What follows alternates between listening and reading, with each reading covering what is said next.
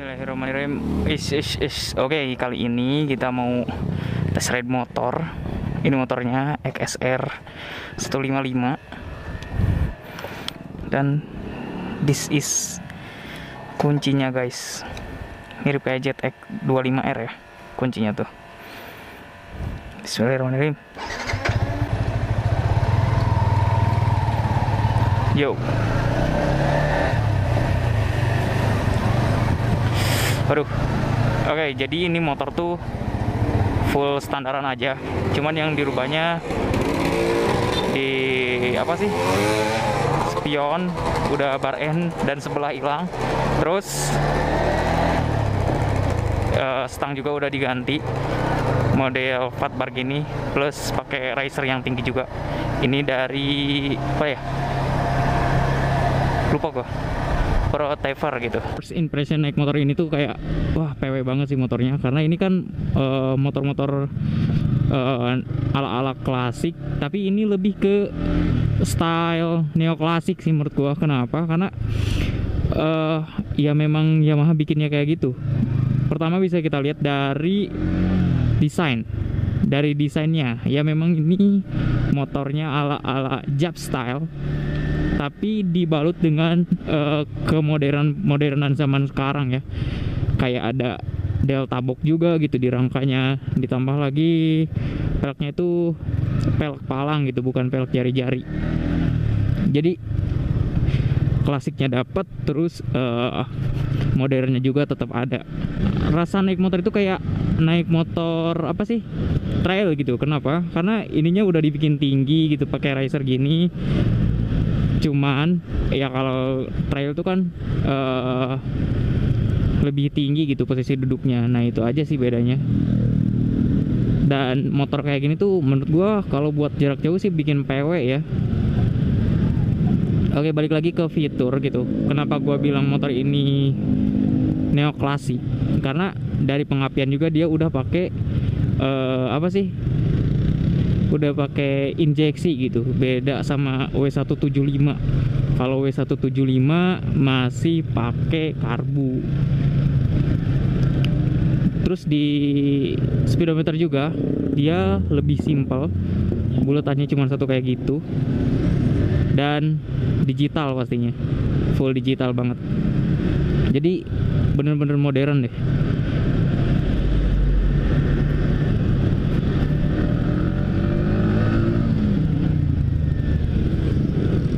Nah, kebetul banget di depan ada W175 dan ini XSR 155. Emang cc-nya beda gitu, kayak W175 175 cc, kalau ini 155. Jadi beda sekitar 20 cc-an ya. Tapi kalau motor gini bukan buat kenceng-kencengan, dan kalau bisa dilihat emang lebih gambotan XSR sih dibanding W175. Kalau buat tenaga ya, kalau motor gini kan bukan buat kenceng-kencengan ya. Jadi nggak terlalu wah, gas dulu. Mungkin memang karakternya kayak gini ya, kayak getar banget. Jadi RPM baru 7.000-an juga udah kayak napasnya tuh mau habis gitu. Padahal ternyata enggak gitu, karena masih panjang juga napasnya. Karena ini sampai berapa tuh? RPM 13.000 kan maksimalnya. Cuman nggak bisa sampai red RPM gitu. Paling juga sampai 11.000 mentok-mentoknya. Dan ini cukup lah buat motor-motor ala-ala klasik gini. Karena yang dicarikan emang bukan kebut-kebutan, tapi feel dan stylenya gitu. Betulnya buat gue yang tingginya 169 agak jinjit, nggak napak bener-bener. Ini motor kayak pendek tapi tinggi. Dan oh iya, gue lupa bilang kenapa motor ini bilang neoklasik, karena lihat upside down. Mantap bro, keren-keren. BTW ini transmisinya karena manual dan sampai 6 ya kali. Yang gini motornya matic kan, ngakak juga. Dan Dan ya ini udah gigi 3. Nah RPM 5000 aja udah kerasa gitu. Si getaran motornya tuh kayak wah udah kerjanya capek banget, minta dioper giginya.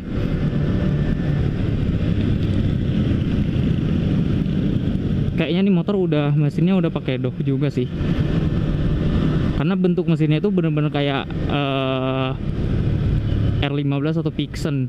Mungkin lebih di setting beda lagi sih. Kalau itu kan emang buat motor speed-speedan, kalau ini lebih ke style ya, dan nyaman juga. BTW kilometer motor ini baru 1300-an karena emang baru banget motornya.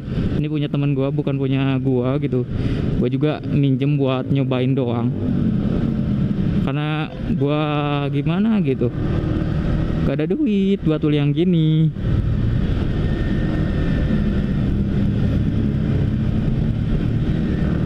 Nah, kita gas dulu.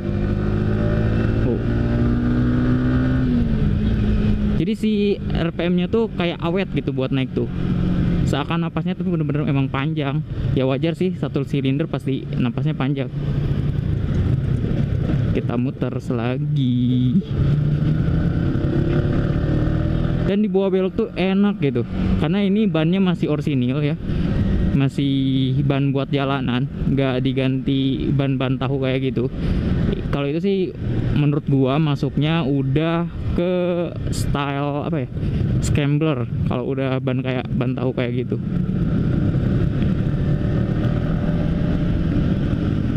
Oke, buat kalian yang emang gitu kayak ngebandingin mana sih mending W175 atau atau XSR 155. Kalau menurut gua dua-duanya itu punya kelebihan dan kekurangan. Karena mereka berdua tuh beda kelas. Kalau dipikir-pikir beda aliran sih, bukan beda kelas. Kalau kelas beda juga, karena ini 155, kalau W175 itu 175. But mungkin tenaga kalau motor gini nggak terlalu bisa dihandalkan ya, karena bukan ranah mereka gitu. Kalau ini lebih ke neoklasik. Kalau W175 menurut gua bener-bener motor baru yang dibalut pakai mesin ala-ala jadul gitu ya. Karena dari semuanya memang kayak pelek jari-jari gitu, masih pakai karbu. Kalau ini pelek juga udah palang, pakai delta box, dan juga udah injeksi. Jadi kalau buat sektor mesin dia lebih modern gitu, lebih canggih. Kalau style boleh lah. Nah kalau style menurut gua, kalau yang suka neoklasik pilih ini. Kalau yang suka bener-bener klasik banget, nah itu pilihnya W175. Itu mah tergantung sih, tergantung hobi ya dan selera. Kemodernan lagi yang gua temuin di motor ini tuh dari cara ngidupin motor ini. Kenapa gua bilang kayak gitu? Karena lihat buat starternya ini bener-bener modern banget kan, kayak Sabre gitu, apa sih, Saber gitu ya ngomongnya, gua gak tahu lah. Dan gak ada kickstarternya.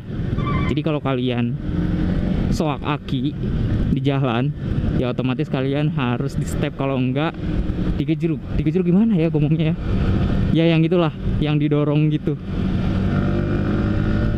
Sah, mantap. Kita coba geber, mantap.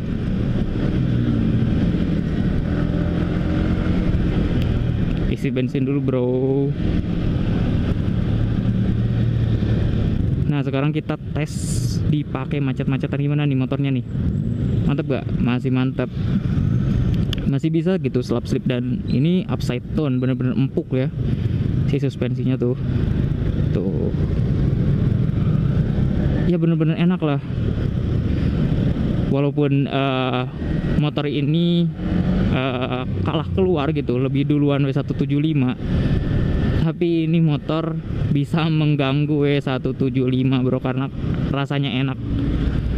Karena ini bener-bener modernisasi yang dipakein body jadul.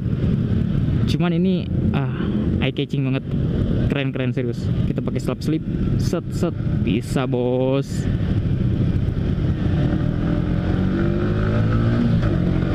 Mantap. Enak kok, enak buat di perkotaan kayak gini, masih enak. Tuh kan. Mantap. Kalau kalian mau beli ini ya kisarannya tuh kalau nggak salah pas gua beli NMAX gua juga ngelihat harga motor ini tuh sekitar 38-an gitu. Worth it menurut gua ya. Karena ya NMAX aja sekarang udah 30 juta. Motor ini beda 8 juta ya masih worth it lah. Kalau nih motor sampai di atas 40, nah itu menurut gua kayak harus mikir dulu. Oke, mungkin segitu dulu vlog dari gue. Thank you buat yang udah nonton dan jangan lupa subscribe karena mungkin sekarang gue mau ngupload video lagi karena ya kegabutan ini membuat gue pengen melakukan produksi apapun itu. Jadi kalau kalian suka tekan tombol like di atas, mantap.